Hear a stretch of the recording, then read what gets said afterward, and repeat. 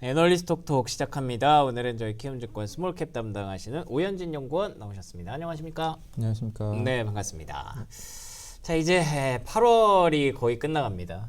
이제 9월을 준비해야 되는데 오늘 갖고 오신 스몰캡 종목들의 어떤 뭐 주제나 테마 같은 게 있을까요? 네, 뭐 늘 말씀드리듯이 사실 딱 테마라기보다는 좋아 보이는 산업이나 섹터에서 이제 하나씩 가져오고 있는 거라고 보시면 될 것 같아서 네. 뒤에서 또 자세히 말씀드리겠지만은 네. 조금 그래도 상대적으로 좀 새롭거나 이런 종목들 중에서 좀 좋아 보이는 종목들 가져왔다 보시면 될 것 같습니다. 그렇군요. 근데 첫 번째 종목 BH. 네. 이거는 사실 막 새롭게 느껴지는 종목은 아닌데. 맞습니다. 근데 사실 그렇게 느끼시는 분들도 있을 것 같아요. 왜냐하면 거의 얘기를 못 하다가 네. 최근 들어서 갑자기 막 주목을 받기 시작했거든요. 네. 그 배경이 어디서 오는 거죠? 일단?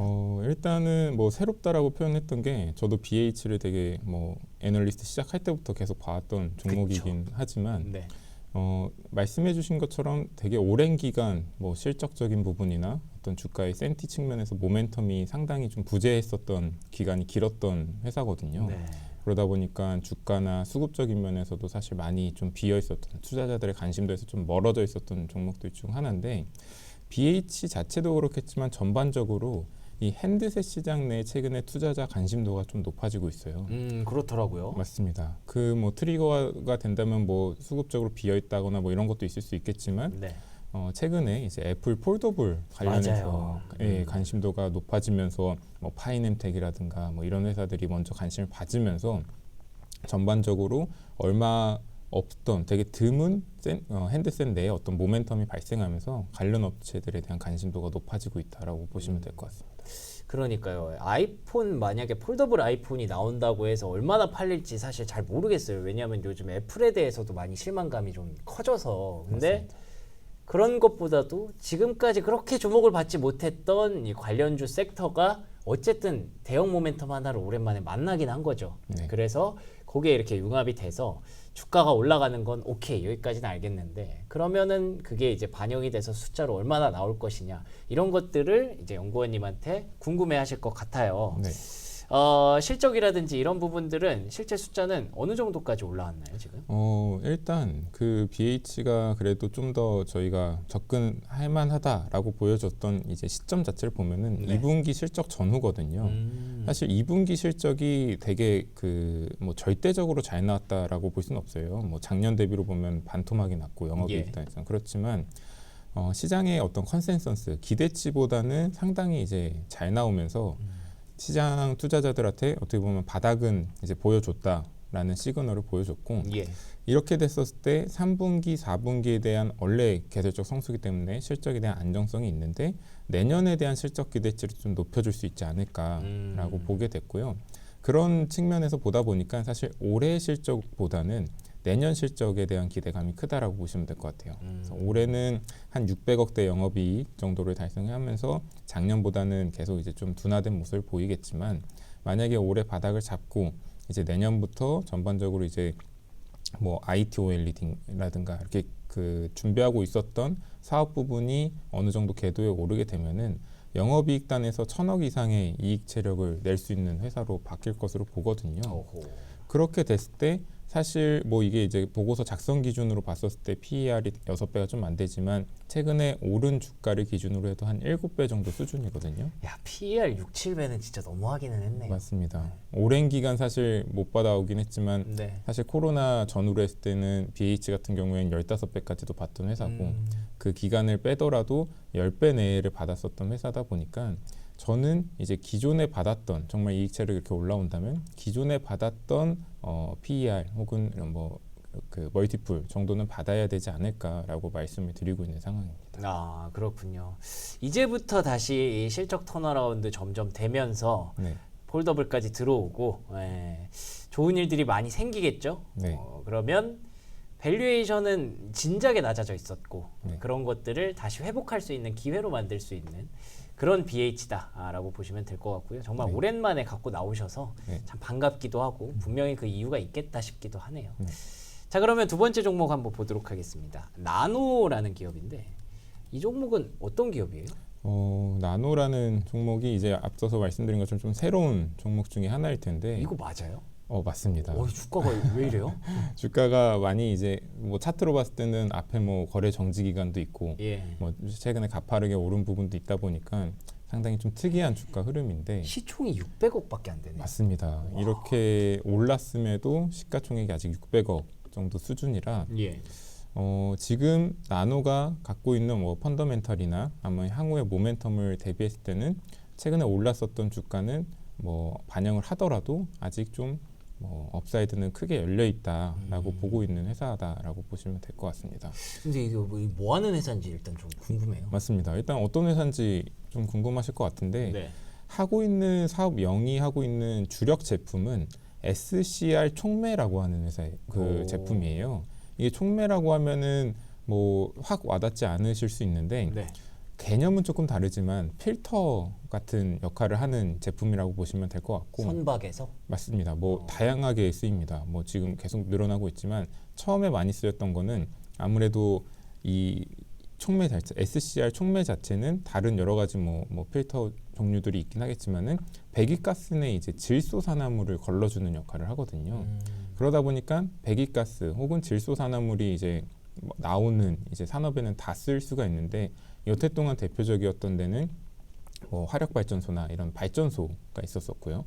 최근에 이제 수요가 늘어나고 있는 쪽은 이제 선박의 엔진 뭐 이런 쪽이라고 보시면 될 것 같고, 뒤에서 이제 뭐 말씀드릴 거는 최근에 이제 뭐 복합 화력 발전소로 이제 발전소의 그 변화가 되면서 쓰임새가 다양해지기도 하지만 데이터 센터의 어떤 비상 발전기 이런 데에서도 쓰이거든요. 그러다 보니까 배기가스가 뭐 나오는 곳은 전부 쓰이고, 또 한 가지는 이제 그 배기가스의 기준 자체가 더 어떻게 보면 타이트해지면서 네. 제품을 요구하는 어떤 스펙 자체도 상당히 높게 요구를 하고 있어서 그렇겠네요. 네, 제품의 고도화도 이루어지고 있는 그런 제품군이라고 봐주시면 될 것 같습니다. 아니 근데 그러면은 이 종목이 왜 이렇게 시총이 낮은 거예요? 일단은 뭐 히스토리가 조금 있었는데 간단히 말씀드리면 이게 뭐 관계사와의 어떤 재무적 이슈 때문에 거래 정지도 당했었고요. 그리고 여태 동안 어떻게 보면은 주력이라고 볼 수 있었던 촉매 쪽이 네. 사실 화력발전소 중심이었었다 보니까 뭐 제품 자체도 그렇게 막 뭐 이렇게 이익률은 뭐 많이 내진 않고 뭐 네. 과거 보시면 아시겠지만 네. 10억에서 20억 정도 영업이익을 내고 있었던 회사였었거든요. 근데 왜 지금 시점에서 봐야 되냐를 그러게요. 보면은 일단 거래 정지 이슈는 완전히 해소가 됐습니다. 예. 뭐 지급 보증이나 이런 이슈도 완전히 해소가 돼서 어떻게 보면은 그런 리스크까지도 염두에서 주가가 많이 떨어져 있었는데 네네. 그런 부분이 해소되면서 지금 빠르게 주가가 정상화되고 있는 국면도 한 가지가 있을 수 있고요. 예. 두 번째는 어떻게 보면 재미없을 수도 있었던 이 촉매 시장이 서두에 말씀드린 것처럼 발전소 시장에서 최근에 저희 뭐 국내 많은 조선사들이 뭐 선박 같은 거를 이제 많이 조선하고 할 텐데 네. 선박 쪽 관련한 수요가 늘어나면서 선박에 들어가는 엔진 수요가 커졌습니다. 그래서 이 부분 때문에 최근에 여기 제가 표로 보이는데 이번 네.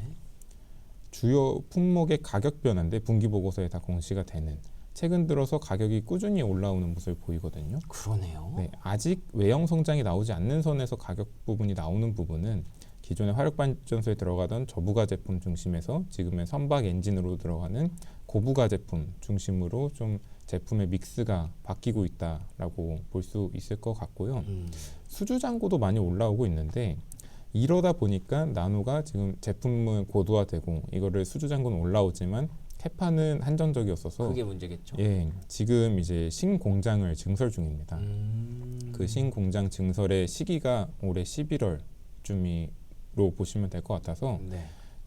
신공장 증설이 완료되는 11월부터는 생산 능력 자체가 기존의 뭐 2배 이상으로 늘어날 수가 있어서 지금 어떻게 보면 뭐 상황도 좋아졌고 또 데이터 센터나 이런 뭐 신규 뭐 산업군도 생기는 와중에 캐파도 그 증설이 완료가 됩니다. 네. 그래서 이런 시점에서 뭐 충분히 봐볼 만한 시기가 되지 않았나라고 보고 있는 상황입니다.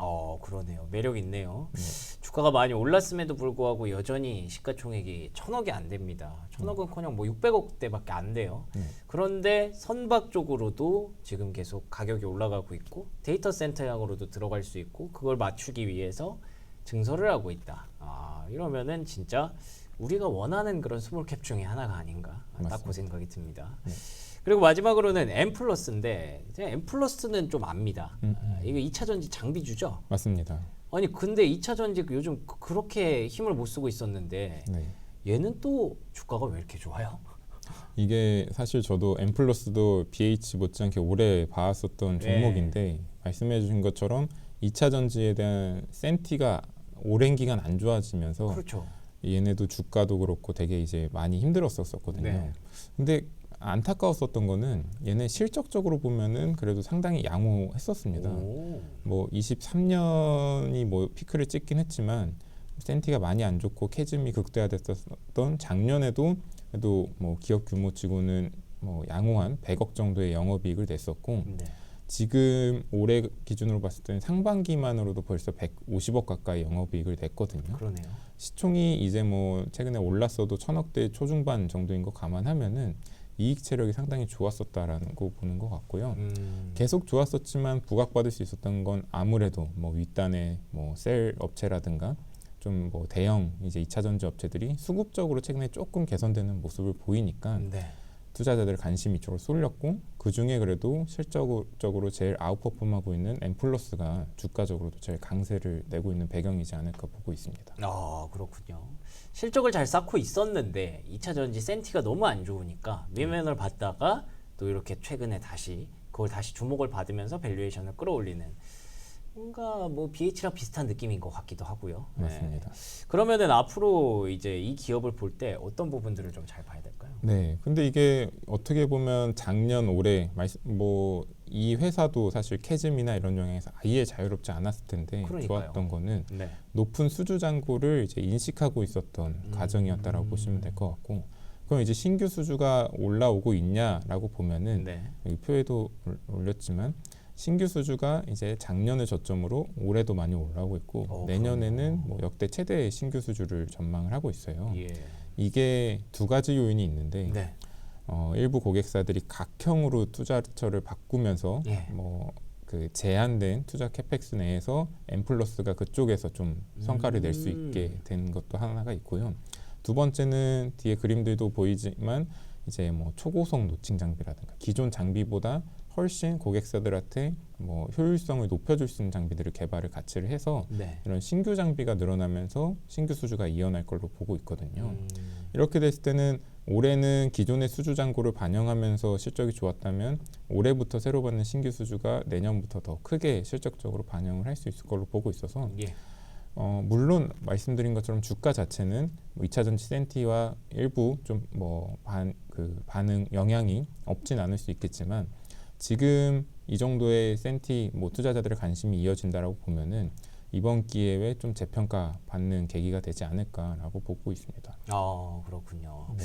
M+, 나노, BH 다 매력적인 기업으로 느껴집니다. 확실히 좀 재평가가 나오기 시작하는 구간에서 또 최근에 계속 새로운 종목, 새로운 재료 찾잖아요, 시장이. 맞습니다. 그래서 그 순환에서 주인공이 될 수 있는 그 가능성? 제목이 분명히 있는 것 같아요, 다들. 네. 근데 이 중에서 그러면 가장 좀 매력적으로 보시는 종목이 뭐가 있을까요? 사실 세 종목 다 지금 어느 정도 주가도 올라오고 있어서 네. 단기 어떤 변동성은 말씀을 드려야 될 것 같긴 하지만 그럴 수 있겠죠. 네, 제가 늘 뭐 이렇게 탑픽 말씀드릴 때 시가총액이 좀 작은 업체들을 먼저 말씀을 드리긴 하거든요. 네. 그래서 오늘도 좀 나노가 그래도 그중 업사이드 측면에서 워낙 뭐 가지고 있는 스토리나 네. 모멘텀, 펀더멘털 대비 시가총액이 너무 작게 형성이 되어 있어서 충분히 업사이드 측면에서는 가장 높게 재평가 받을 수 있지 않을까.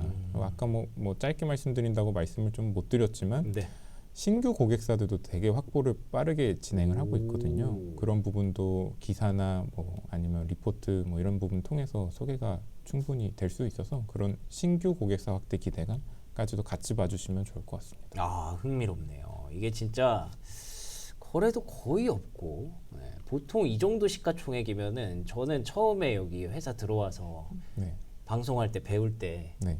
절대 얘기하면 안 된다라고 하는 그런 종목이에요. 1000억 내려가는 거는 네. 뭐 흔히 말해서 시쳇말로 뭐 잡주다 그러면서 말하지 말라고 하는데 네. 옛날에 이 월봉을 보니까 아 이게 이랬던 종목이 아니구나라는 걸 다시 알게 되기는 하네요. 맞습니다.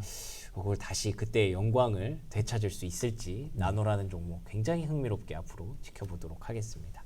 자 그러면 오현진 연구원과 함께한 시간 이렇게 마치도록 할게요. 오늘도 좋은 말씀 고맙습니다. 네, 감사합니다.